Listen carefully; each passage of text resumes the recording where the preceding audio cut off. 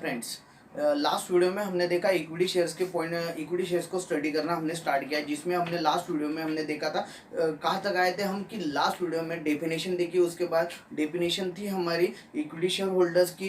Equity shares are those shares which are not preference share. जो preference shares नहीं है वो इक्विटी शेयर्स होंगे। ये देखने के बाद हमने उसके रिविल्स देखे। रिविल्स के बाद हमने देखा था कि इक्विटी शेयर होल्डर या फिर equity share holder bear the ultimate risk. वो क्या होता है कि अगर कंपनी को कोई लॉस हो रहा है, कुछ लॉस में वो प्रॉब्लम क्रिएट हो रहे हैं, तो लॉस में प्रॉब्लम क्रिएट होते हो, उस प्रॉब्लम में वो पार्टिसिपेट करते हैं, लॉस को बियर करते हैं। तो फिर अभी नेक्स्ट पॉइंट हमारा यानी कल वहां तक हमने देखा। तो इसके बाद हमने देखा था कि इक्विटी शेयर होल्डर्स को क्या कहते हैं, रेसिडुअल क्लेमेंट्स। यानी जो कुछ रिमेनिंग अमाउंट है, जो कुछ रिमेनिंग है, वो सब उनको उस पे जो रिमेनिंग है ऑल ओवर इन्वेस्टर्स को पेड करने के बाद जो रिमेनिंग है उसमें उनका क्लेम होता है। उसके बाद if there is no profit no dividend will be payable.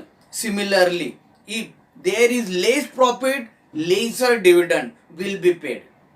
देखो क्या रहता है, इक्विटी शेयर होल्डर्स को डिविडेंड फिक्स नहीं होता है। अगर कंपनी को अच्छा प्रॉफिट हुआ तो ही वो कंपनी के इक्विटी शेयर होल्डर्स को डिविडेंड के अमाउंट डिविडेंड पे किया जाता है। वैसे if there is no profit no dividend, equity share holders को क्या होता है, if there is no profit, अगर नहीं प्रॉफिट है, प्रॉफिट नहीं हो रहा है, if there is no profit no dividend will be payable, उनको डिविडेंड पे नहीं किया जाता है। वैसे similarly if there is less profit lesser dividend will be paid. अगर कंपनी को अगर लेस प्रॉफिट हुआ है, यानी बहुत कम प्रॉफिट हुआ है, तो पूरे उस वक्त कंपनी अपने इक्विटी शेयर होल्डर्स नाराज ना हो, इसलिए उन्हें लेजर डिविडेंड पे यानी less rate of dividend pay उन्हें डिविडेंड पेड कर दे। दस the fortune of equity share holders is tied up with ups and down of the company. Share holders का क्या है, इक्विटी शेयर होल्डर का, दस the fortune of equity share holder, equity share holders का एक Fortune क्या होता है, is tie up.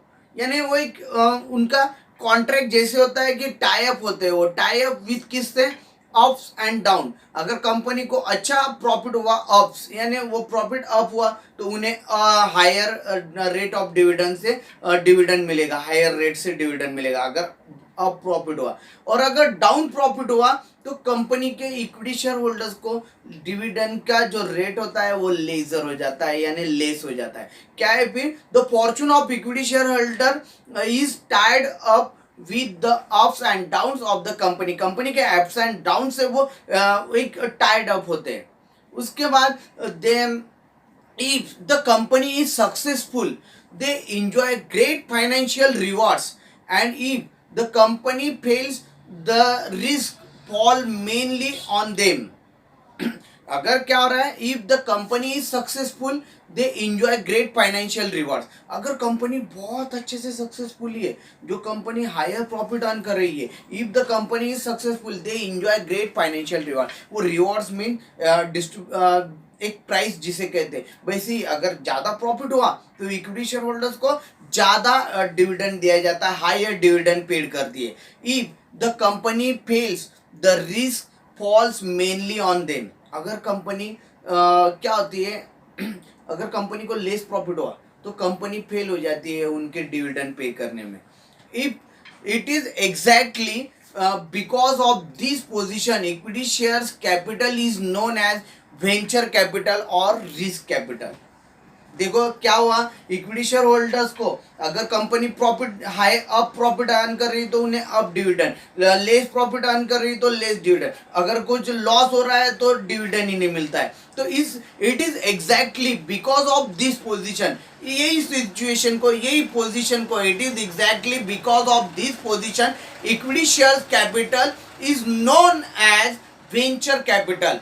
Venture capital means एक ब्रेव कैपिटल क्या जाता है, ब्रेव यानी एक जो ऐसा कैपिटल जिसमें लॉस होगा या प्रॉफिट होगा कुछ मालूम नहीं है, बट वो लॉस हो या नो प्रॉफिट हो, इसीलिए क्या कहा जा रहा है, it is exactly because of this position. ये सेम पोजीशन को, अप एंड डाउन सिचुएशन को क्या कहा जा रहा है, equity share capital is known as venture capital, venture capital कहा जाता है, ब्रेव कैपिटल कहा जाता है, और रिस्क कैपिटल, और इसको क्या कहा जाता है, रिस्क कैपिटल। आज रिस्की कैपिटल होता है इक्विटी शेयर होल्डर। आज हम सबसे फर्स्ट हम क्या करते हैं, अगर तुम्हारे पास एक सिंपल एग्जांपल है, सब स्टूडेंट को अगर पेरेंट्स ने कहा कि ये 1000 रुपीज है, इसको डिपॉजिट करो अलग अलग बैंकों में, अलग अलग बैंकों में डिपॉजिट करते हो। तुम्हें स्टेट बैंक है, एक तुम्हारी स्टेट बैंक है और एक प्राइवेट बैंक है कोई और। स्टेट बैंक में 1000 रुपीज पे तुम्हें रेट ऑफ इंटरेस्ट मिलने वाला है 4%, और एक प्राइवेट बैंक में रेट ऑफ इंटरेस्ट मिलने वाला है 6%, डिफरेंट 2 पॉइंट का है। अभी उस वक्त जो रिस्क लेना चाहेंगे वो प्राइवेट बैंक में इन्वेस्टमेंट करेंगे, बट कुछ ऐसे कॉशियस इन्वेस्टर्स होते हैं, वो उसमें इन्वेस्टमेंट करेंगे नहीं, वो किस में इन्वेस्टमेंट करेंगे, स्टेट बैंक में, क्योंकि वहाँ पे सिक्योरिटी है। तो वैसे इक्विटी शेयर होल्डर ये एक रिस्की कैपिटल है, ये रिस्क लिया जाता है, इसमें एक वेंचर कैपिटल है, इसलिए इसको रिस्की कैपिटल कहते हैं, क्योंकि ये सब इसकी जो इन्वेस्टमेंट रिटर्न या फिर dividend depend upon up and down of the company, company के अप एंड डाउन पे डिपेंड होती है। However equity share holder participated the owners of equity shares are real risk bearers. तो फिर equity share holder risk capital है, तो फिर equity share holders के जो ऑनर्स है, the owners of equity share owners के जो ऑनर्स है उन्हें रियल रिस्क बेयरर्स कहते हैं, यानी जो रिस्क खुद रिस्क में पार्टिसिपेट करेंगे उनको। However equity share holders participated in the management of their company. ये सबसे इंपॉर्टेंट पॉइंट है।